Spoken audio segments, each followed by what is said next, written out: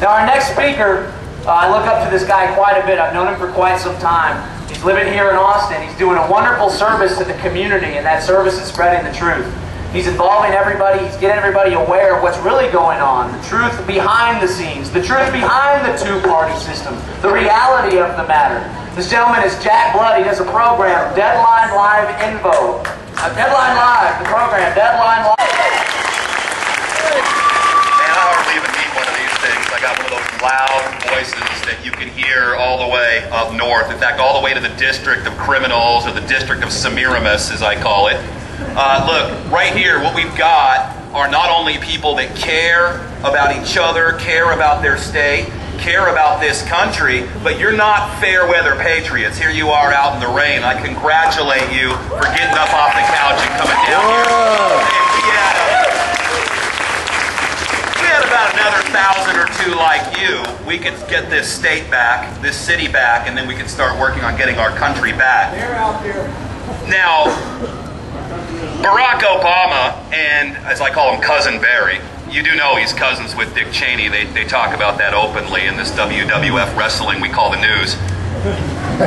They said, "We are the ones we've been waiting for." I say, this is the revolution we've been waiting for. No, this isn't something that's gonna start, that's starting to happen. This has been going on now for years. We're in the middle of the revolution. That's why these guys are so upset. That's why they're trying everything, including the old things they did back during the Clinton administration, demonizing Americans, putting us into the racist faction, putting us into the terrorist faction, and they conveniently have incidents to marry us with, to paint us with this broad brush of incrimination, when we could just as easily look back at the violence our government participates on its people in the form of collecting IRS taxes, which I call that extortion, folks. Yeah. In fact, I've called this Extortion Day for years, and a good friend of mine, Brent Johnson, who was on my show today, calls it April Fool's Day, the real April Fool's Day. Because the fact of the matter is, if you look into all this tax stuff, you're going to find out that paying your taxes is voluntary, and filling out a tax form to the IRS, a 1040 or a W-4 or whatever, is putting you right in their code pocket. That's not constitutional, but it's a law that they made up. So what they don't want you to know is that these are voluntary. Now you're going to say, Jack, what happens if I step out and do not pay my taxes? Well, they're going to use their criminal enterprise to come after you and use coercion. The other thing that they do on the 15th of April and every other day the rest of the year. This is done in banana republics. You know, we have about, they say, 50,000 new IRS agents with shotguns and guns, and they're calling us violent, and they're coming for us if we don't pay them that extortion money. You do understand, folks, that I lived in Providence, Rhode Island for quite a while, and it's a big mafia town. And when they come and they shake you down, and you pay them, they protect you. Not this group of criminal mafia. They come and they keep coming, and then they send another guy for you and another guy for you, and it's one or the other. This is not a capitalist free market system. This is, of course, what's being denounced by the so-called other side. This is simply cartel capitalism. And we can break that cartel up. We can make that cartel illegal. We, the people, are this government. We'll never forget that, and you better never forget it. Yeah! Yeah, and Barry kept talking about something called the mendacity of hope. The audacity of hope. Mendacity. That means lies. And they put his picture up, and looking very much like a dictator before the fact, and they put the words hope in there so that you in your subconscious will begin to believe it, and it worked. Because 25% to 30% of the voters in this country made him, allegedly, the president. Think of that, 25%. Now they say right now in a poll, by the way, there was a poll just done by Rasmussen. Ron Paul was in a dead heat tie with Barack Obama for 2000.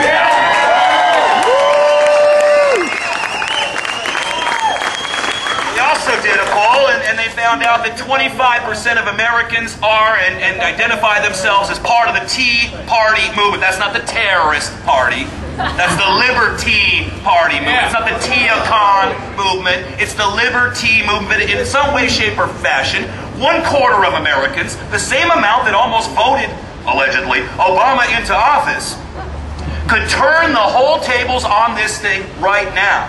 Now, they're very scared that you're going to do just that. And I want to warn you today. I don't want to scare you. I want to warn you. Get you ready. Get your blood pumping. Because they're going to try everything in their power, and perhaps even something violently and militarily, if they need to stop this from happening. They got to keep, as George Bush called it, the trifecta. That is the House, the Senate, and the Judiciary, as well as the White House. All that power going to the White House. Now, I got to tell you something, folks. I've been doing this a long time. I spent 8 years being called an American-hating liberal because I oppose the draconian policies, I'm a freedom activist, of the Bush-Cheney administration. Yeah, they talk a good game, don't they? Well, so do the Democrats. They talk a good game. They want to help people. I want to just empower you to help yourselves. I want you to help each other. Hey, well, funny thing happened on the way to the central bank. I kept 50% of my money that normally I ship off in one shape or form or another, and I was able to donate to charities, to help people, to use it in the way, shape, and fashion that helps me in my neighborhood, in my town, and in my city. And therefore, I became an example to California. Now I don't have to bail out California, which is exactly what they're about to ask you to do. If that tax isn't enough, they're putting a VAT tax on you. All of this to pay for Obama healthcare perestroika. And folks, I want you to understand that's what this is. They told us this was happening. Gorbachev, all of them. They told us this was going to happen. That the fall of the Soviet Union would spread this wonderful socialism all around the world. Again, to help people. It's for the children. Yeah, right. Break my children. Enslave my children. Make them indentured servants. No child will be left behind. So it is perestroika, folks. Perestroika only meant reform, and that's what they've called this crazy healthcare bill. A lot of people oppose this because of the money. We don't have it. But what about the freedom? That's why they're hiring these IRS agents. That's why they're putting out any kind of way to find out everything you do to make sure you're in the right bracket so they can help you. And I got some bad news for those of you who believe in the fair tax. The fair tax is about, well, let's say the Patriot Act is patriotic. I mean, you know, this is the duplicity, the duality, the double think that we constantly get. Free trade means it's wonderful and it's free. See, all these things mean the opposite. Opposite. It's opposite, actually, if you want to get into it. That they pretend to be the opposite, but they're really the same. So in order to find every little thing you're doing, what you're buying, what you're selling, and by the way, a lot of that going cashless, this country moving in, giving its authority to the IMF, that happened at G20, they announced that just not too long after the head of the European Union, shot by the bankers. That's what they'll do. As Bill Hicks used to say, once the guy becomes president, they take him back into the little room, they show him the picture of the JFK assassination from the grassy knoll, and they ask, any questions? The president says, yeah, just what's my agenda? Attack Iraq again. But this is the message to you, and we'll leave you with this. And this is what JFK said, and he meant it. He said, if you suppress the people in a peaceful revolution, you invite the violent revolution. So the onus is on you. You listen to the people. We are the people. We are the government, not you. This is our country. This is our state. We're taking it back. Stay bold, America.